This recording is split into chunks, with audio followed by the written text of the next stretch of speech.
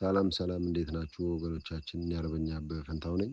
እንግዲህ እንደሚታወቀው ባለፉት ጊዜያቶች በርካታ ሰልፎች በመላው ዓለም እየተካሄዱ እንደነበረ የሚታወስ ነው።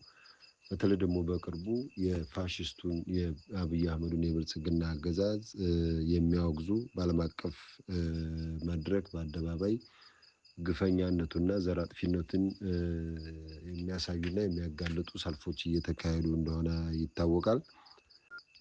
በዚሁም በአሜሪካ በአውሮፓ እና በተለያዩ የዓለም ሀገራት የብልጽግናውን አገዛዝ የሚያወግዙ ሰልፎች እየተካሄዱ ነው። በአማራ ሕዝብ ላይ እየፈጸመ ያለውን ሁለንተናዊ ግፍ እና ዘር ማጥፋት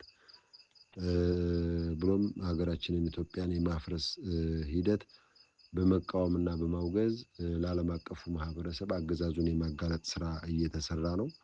በዚህም እስከዛሬ ከተደረጉት በርካታ ሰልፎች በአይነቱ ለየት ያለ በተመሳሳይ መፈክሮች በተመሳሳይ ወይም ደግሞ በተቀራራቢ ጊዜያቶች በሁሉም ዓለም ያለው የአማራ ተወላጅ ዲያስፖራ እና ሌሎች ሀገር ወዳድ ኢትዮጵያውያኖች የተሳተፉበት በከፊልም ቢሆን ማለት ነው።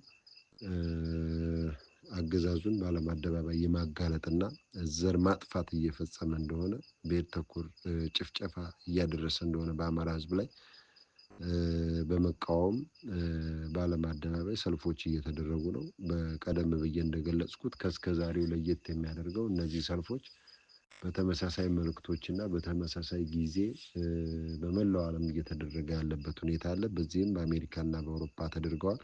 በቀጣይም በተለያዩ የዓለም ሀገራቶች ሰልፎች ይካሄዳሉና በርቱ፣ ጠንክሩ፣ በአደባባይ ወጥተን የህዝባችንን ጭፍጨፋና ዘር ማጥፋት ብሎም የሀገራችንን መፍረስ ለዓለም አቀፉ ማህበረሰብ የማሳወቅ ስራ መሰራት መቻል አለበትኝ። ባለፉት ጊዜያቶች በርካታ ስራዎችን ሰርታችኋል፣ አመስግነናል። አሁንም ከፍ ያለ ምስጋና አለን። ምንም ግዴታ ቢኖርባችሁም ጊዜያችሁን መስዋዕትነት አድርጋችሁ ገንዘባችሁን መስዋዕትነት አድርጋችሁ ሀገር ውስጥ ደግሞ የአንገታችሁ መግቢያ በሆናችሁ ኢትዮጵያ ሀገራችን ደግሞ ህይወት እየተከፈለ ነው። በቡድን ህዝባችን ህይወቱን እያጣ ነው። ሙስሊም ክርስቲያን ሳይል በአንድ ጉድጓድ እየተቀበረ ነው ያለው። በከባድ መሳሪያ በምድር ጦር በእግረኛ ግፈኛ ሰራዊቱን በክልሉም ከክልሉ ውጭም በማሰማራት የአማራ ህዝብ ላይ ዘር ማጥፋት እየተፈጸመ ነው ያለው። በአየር ደግሞ በጀትና በድሮን ንጹሃኖች ሳይቀሩ በትምህርት ቤት በተለያዩ የማህበራዊ ህይወት መስተጋብሮች በሚካሄዱባቸው አካባቢዎች በመስጊድ፣ በቤተክርስቲያን፣ በሰደቃ፣ በተስካር፣ በሰርግ፣ በሀዘን ህዝባችን እየተጨፈጨፈ ያለበት ሁኔታ ነው ያለው። የታጠቀው ግንባር ቀደሙ ፋኖ ጦር መሳሪያ ያልታጠቀው ንጹሃኑም እኩል አማራ በመሆኑ ግፍ እየተፈጸመበት በአጠቃላይ ዘር ማጥፋት እየተፈጸመ ነው ያለው። ትምህርት የለም እንደሚታወቀው ህዝባችን የጤና አገልግሎቶችን አያገኝም። በኮማንድ ፖስት በመከላከያ ኮሎኔሎችና ጄኔራሎች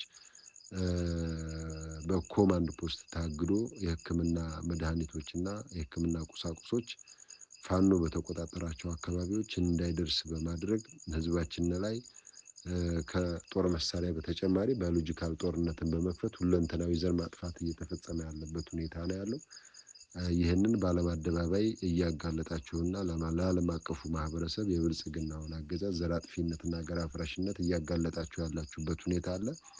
አሁንም እስካሁን በተደረጉት ብቻ ሳይሆን በቀጣይም በሚደረጉ የዓለም ሀገራትና አካባቢዎች በነቂስ ወጥታችሁ የህዝባችሁን ግፍና መከራ በአደባባይ እንድታሳዩ ስንል እኔም አርበኛ አበበ ፈንታው የአማራ ፋኖ ብሔራዊ ንቅናቄ የአጋርነትና ትብብር መምሪያ ኃላፊ በድርጅቱ በአፋብን ስም መልእክቴን አስተላልፋለሁ። አመሰግናለሁ።